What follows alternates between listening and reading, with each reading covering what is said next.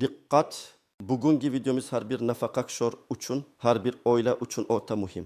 Aprel oyida pensiya to'lovlari bilan bog'liq kutilmagan vaziyat yuzaga kelishi mumkin va bu holat sizning moliyaviy barqarorligingizga bevosita ta'sir qilishi mumkin.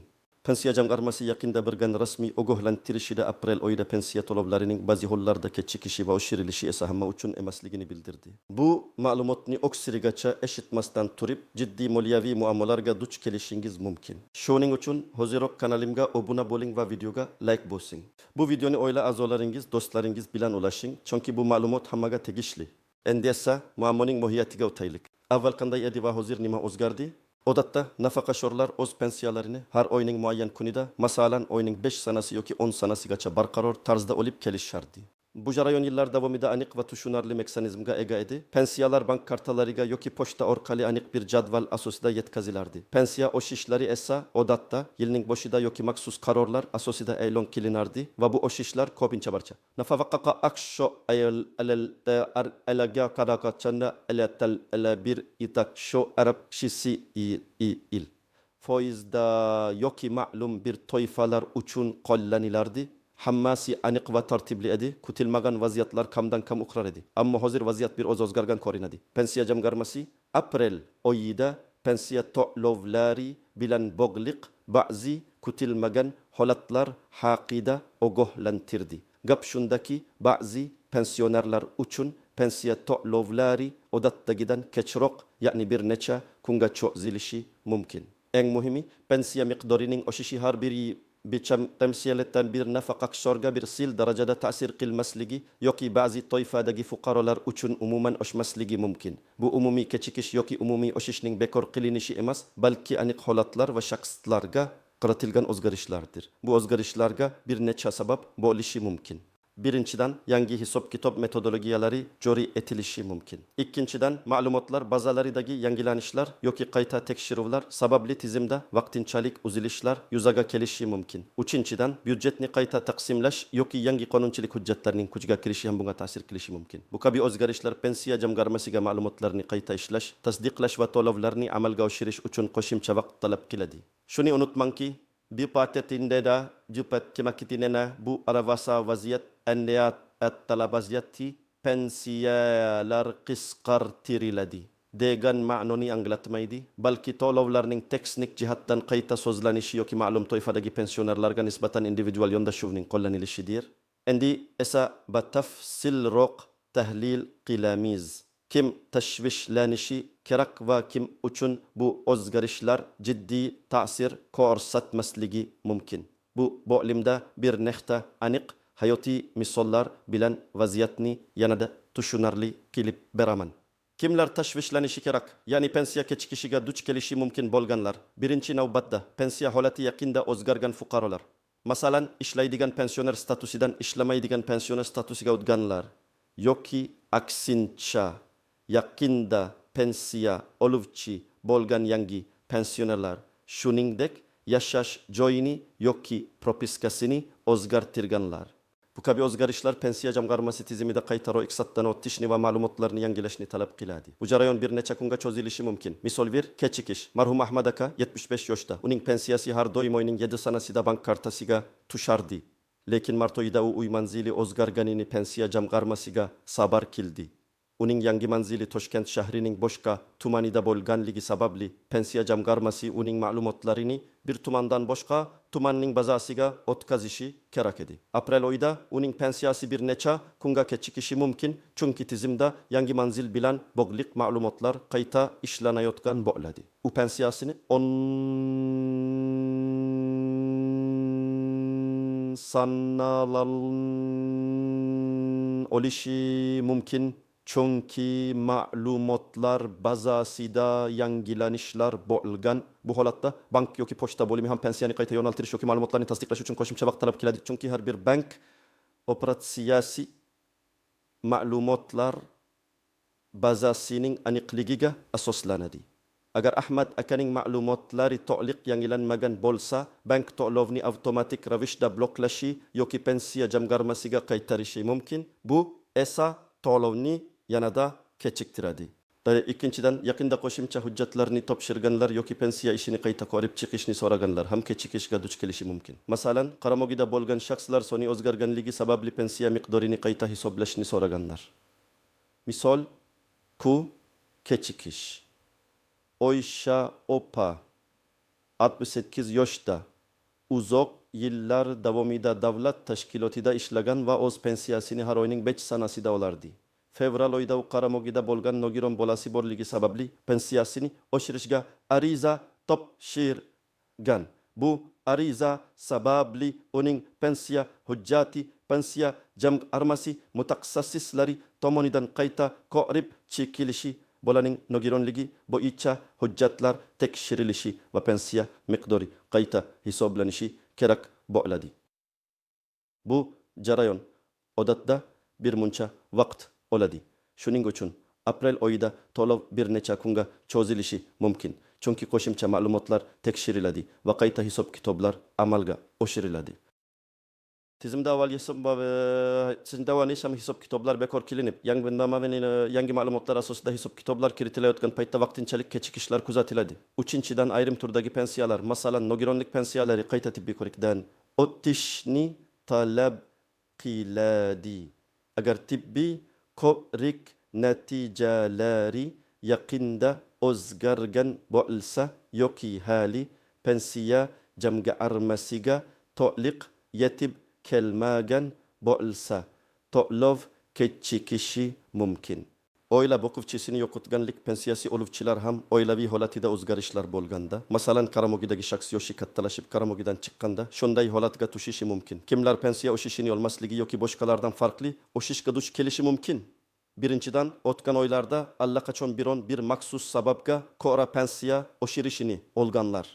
Ba'zan pensiyalar yil davomida turli sabablarga ko'ra individual ravishda qayta hisoblanishi va oshirilishi mumkin. Agar sizning pensiyangiz yaqinda shu kabi holatda oshirilgan bo'lsa, aprel oyidagi umumiy indeksatsiya sizga qo'llanilmasligi yoki kamroq miqdorda qo'llanilishi mumkin. Bu ikkinchi oshirish qoidasi deb atalishi mumkin. Ya'ni bir yil ichida ikkita umumiy oshirishdan foydalanish mumkin bo'lmasligi ehtimoli bor. Misol Tich oshmaydi. Nodira aya 70 yoshda nogironlik pensiyasi oladi. Uning pensiyasi o'tgan yilning oktyabr oyida maxsus davlat dasturi doirasida sezilarli darajada oshirilgan edi. Chunki uning nogironlik guruhi keyinroq toifaga o'tkazilgan edi. Uning pensiyasi o'sha paytda eng yuqori chegaraga yaqinlashtirilgan. Endi aprel oyida umumiy indeksatsiya bo'lsa ham uning pensiyasiga qo'shimcha o'sish qo'llanilmasligi mumkin, chunki u allaqachon belgilangan maksimal chegaraga yetgan yoki o'tgan galgi oshirish umumiy indeksatsiya hisobiga kiritilgan deb hisoblangan.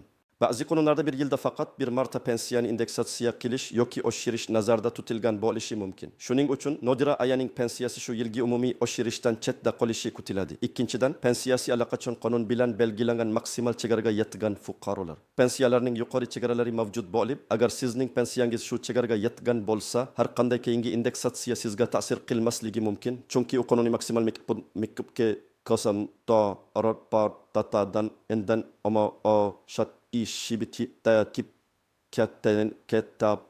katta maydu dachinchidan ishlovchi pensionerlar toifasi ba'zi mamlakatlarda yoki qonunchilikda ishlovchi pensionerlarga pensiya indeksatsiyasi qo'llanilmasligi mumkin yoki ularning pensiyalari boshqa kamroq foizda oshiriladi. Bu siyosat ishchi kuchini faollashtirish yoki pensiya tizimini muvozanatlashga qaratilgan bo'lishi mumkin.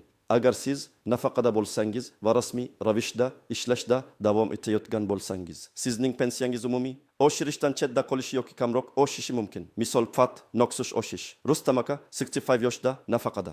Yu qo'shimcha daromad topish maqsadida kichik xususiy kursxonada part-time ishlaydi va uning oyligi rasmiy ravishda pensiya jamg'armasiga ma'lum. Uning pensiyasi nisbatan kichik bo'lsa-da, ishlovchi pensioner bo'lganligi sababli aprel oyida pensiyalar oshirilganda, uning pensiyasi boshqa nafaqaxo'rlarga nisbatan foiz jihatidan kamroq oshishi mumkin yoki umuman oshmasligi ham mumkin, chunki amaldagi qonunchilikka ko'ra ishlovchi pensionerlarga pensiya indeksatsiyasi qo'llanilmasligi belgilangan bo'lishi mumkin. Bu holatda Rustam akaning ish haqi pensiya oshishining o'rnini qoplaydi deb hisoblanadi. Shuningdek, ba'zan pensiya oshirishda eng kam pensiya miqdoridan yuqori bo'lgan pensiyalarga kamroq foiz qo'llanilishi yoki aksincha eng kam pensiyalarga ko'proq foiz qo'llanilishi mumkin. Bu hamma bir sil oshirish olmaydi degan tushunchani yanada aniqroq ko'rsatadi. Bundan tashqari harbiy pensionerlarning pensiyalari odatda al-Huyida qonunlar va me'yoriy hujjatlar asosida oshiriladi va umumiy fuqarolik pensiyalari oshishidan farq qilishi mumkin. Ularning oshishi mudofaa sarajatlari yoki harbiy xizmatchilar uchun maxsus bonuslar bilan bog'liq bo'lishi mumkin. Kimlar tashvishlanmasligi kerak? Mutlaqo tashvishlanishi shart bo'lmagan pensionerlar ham bor. Bularga so'nggi paytlarda o'z pensiya holatlarida hech qanday o'zgarish bo'lmagan, hujjatlari tartibda bo'lgan va bank rekvizitlari o'zgarmagan nafaqaxo'rlarning katta qismi kiradi. Agar siz standart pensiya oluvchi bo'lsangiz va yuqorida sanab o'tilgan hech qanday o'zgarishlarga duch kelmagan bo'lsangiz, sizning pensiyangiz odatdagi tartibda va belgilangan muddatda kelishi kutiladi. Shuningdek, umumiy indeksatsiyaga tushadigan pensionerlar uchun ham tashvishlanishga hojat yo'q. Chunki ular uchun oshishlar qonuniy ravishda amalga oshiriladi. Shuni ta'kidlash kerakki, har qanday kechikish yoki oshmaslik bu istisno holatdir, qoida emas. Aholining katta qismi uchun pensiya to'lovlari o'zgarishsiz qoladi. Lekin ma'lumotli bo'lish har doim muhim. Shuning uchun bu videoni diqqat bilan tinglashingizni tavsiya qilaman. Endi esa istisnolar, qaltis jihatlar va uncha aniq bo'lmagan nozik nuqtalarga to'xtalib o'tamiz. Bu pensiya jamg'armasi ogohlantirishini to'liq tushunishga yordam beradi. Istisnolar: yer, mintaqaviy farqlar, ba'zan yangi qoidalar yoki teknik yangilanishlar mamlakat bo'ylab bir vaqtning o'zida emas, balki bosqichma-bosqich mintaqalar kesimida joriy etilishi mumkin. Misol uchun, Toshkent shahrida joriy qilingan yangiliklar Qashqadaryo viloyatiga bir necha kundan so'ng yetib kelishi mumkin. Bu degani bir hududda kechikish yoki oshishning yo'qligi boshqa hududga taalluqli bo'lmasligi mumkin. Bu esa pensionerlar orasida tushunmovchilikka sabab bo'ladi. Ikkinchi, maxsus toifalar. Urush va mehnat faksiriylari, nogironligi bo'lgan shaxslar, ba'zi ijtimoiy imtiyozlar oluvchilar uchun pensiya to'lovlari va oshishlari bo'yicha alohida qoidalar mavjud bo'lishi mumkin. Ularning pensiyalari boshqa toifadagilarnikidan farqli ravishda hisoblanishi, oshirilishi yoki kechikishi mumkin. Masalan, harbiy xizmatchilarning pensiyalari fuqarolik pensiya qonunchiligidan farqli qonunlar asosida tartibga solinadi. Ularga maxsus indeksatsiyalar yoki bonuslar qo'llaniladi.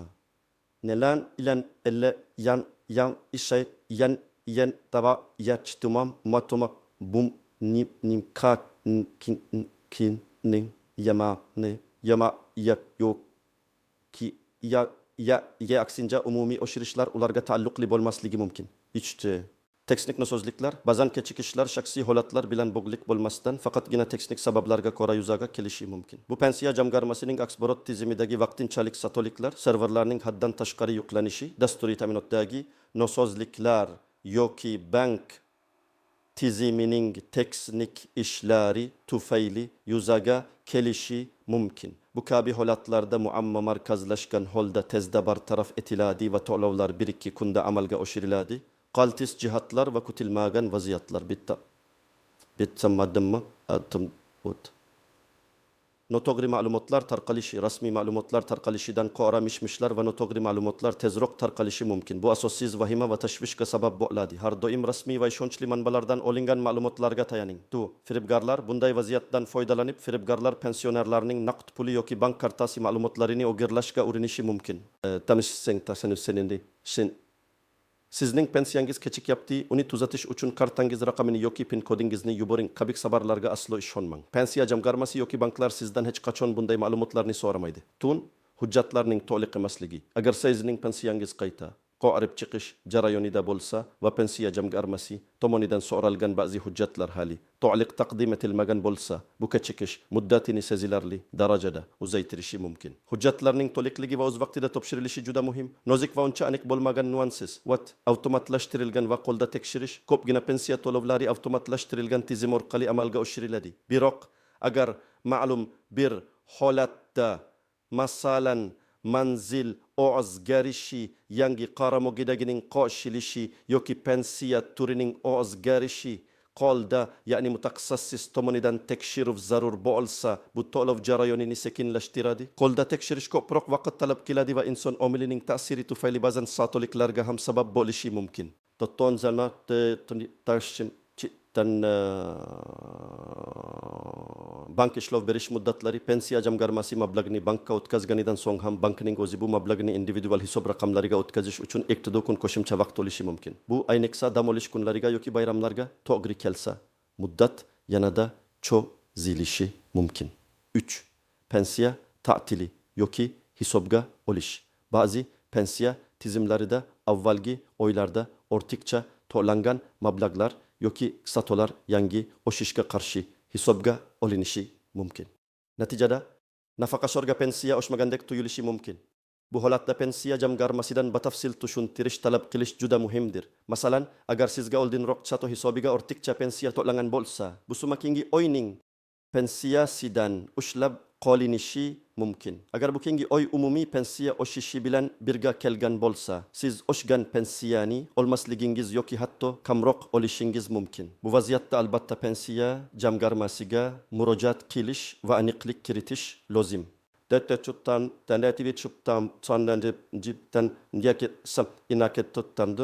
Qonunchilikdagi o'zgarishlar pensiya hisob kitoblariga oid yangi qonunlar yoki amaldagi qonunlarga kiritilgan tuzatishlar aynan aprel oyida kuchga kirgan bo'lishi mumkin. Bu yangi qoidalar ba'zi pensiya turlarini qayta hisoblashni talab qiladi. Bu esa o'z navbatida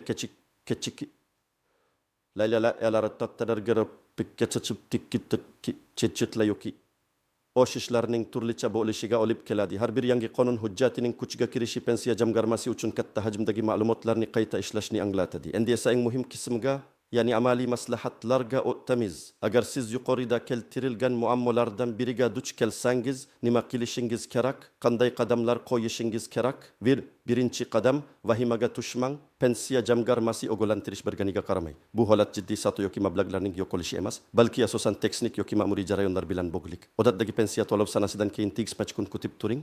Ko'pincha kechikishlar shu muddat ichida hal bo'ladi.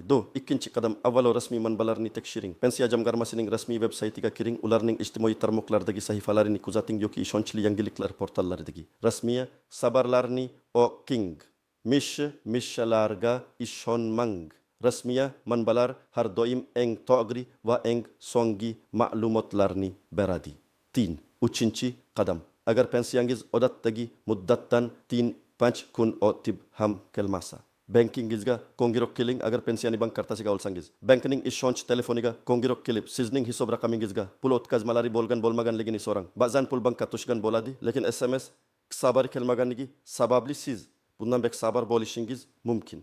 Bank operatoriga to'liq ismingizni, pensiya kartangiz raqamini va kutilayotgan to'lov miqdorini ayting. Mahalliy pensiya jamg'armasi bo'limiga murojaat qiling. Sizning yashash joyingizdagi pensiya jamg'armasi bo'limiga shaxsan borishingiz yoki ularning ishonch telefoniga qo'ng'iroq qilishingiz kerak. Pensiya jamg'armasining telefon raqamlari odatda ularning rasmiy veb-saytida yoki mahalliy bo'limlarining e'lonlar takstalarida ko'rsatilgan bo'ladi. Kerakli hujjatlarni tayyorlang. Pasportingiz, pensionerlik guvohnomangiz yoki pensiya kitobchangiz, agar bank kartasiga olsangiz, bank hisob varagingizning so'nggi ko'chirmasi kerak bo'lishi mumkin. Bu hujjatlar sizning shaxsingizni tasdiqlash va pensiya ishingizni tez topish uchun zarur. Murojaat qilganingizda to'liq ism familiyangizni, pensiya ID raqamingizni agar mavjud bo'lsa va pensiya to'lovining kutilayotgan sanasini aniq ayting. Kechikishning aniq sababini so'rang. Masalan,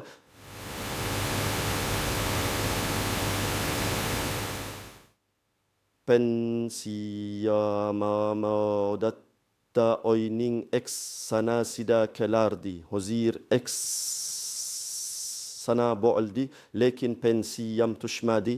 Kechikishning aniq sababini bilmoqchi edim deb savol bering. Yozma ariza kerak bo'lsa, agar vaziyat murakkablashsa va sizga yozma ariza yozishni tavsiya qilishsa, quyidagi ma'lumotlarni aniq ko'rsating. O'zbekiston Respublikasi pensiya jamg'armasining viloyat tuman bo'lim boshligiga ism, familiya, otasining ismi dan pasport seriyasi va raqami, yashash manzili, arizamen, to'liq ism familiya, tug'ilgan sanasi, pensionerlik guvohnomasi raqami agar mavjud bo'lsa, 2004 yil aprel oyi uchun pensiya to'lovimning kechikishi sababini aniqlab berishingizni hamda pensiyamni imkon qadar tezroq to'lab berishingizni so'rayman. Pensiya muddati har oyning, masalan, chet sanasida bank kartamga pochta orqali kelardi. Hozir joriy sana bo'ldi, lekin to'lov amalga oshirilmagan. Murojaatimni ko'rib chiqishingizni va qonuniy choralar ko'rishingizni so'rayman. Hurmat bilan pacha imzo na sana char. 4-qadam. Agar pensiya miqdori oshmagan bo'lsa yoki kutilganidan farq qilsa, yuqoridagi kabi avvalo rasmiy manbalarni tekshiring va pensiya jamg'armasining mahalliy bo'limiga murojaat qiling. Pensiya hisob kitobining batafsil tushuntirishini so'rang. Mening pensiyam nega oshmaganini yoki qanday hisoblanganini batafsil tushuntirishingizni so'rayman. Pensiya hisob kitobimni ko'rsatuvchi hujjatni taqdim etishingizni so'rayman. Agar og'zaki tushuntirishdan ko'nikmasangiz, yozma bayonot yoki rasmiy javob so'rang.